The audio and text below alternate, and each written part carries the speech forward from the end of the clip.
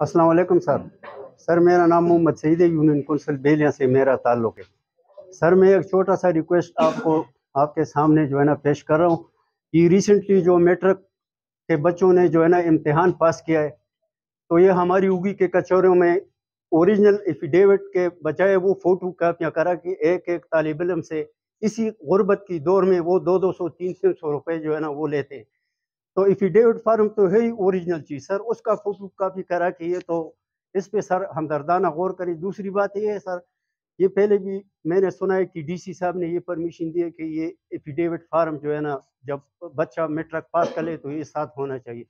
जब हमारा डोमिसाइल है सर, डोमिसाइल पे काउंसलर जो है ना, यूनियन काउंसिल का काउंसलर वो दस्तखत कर लेता है।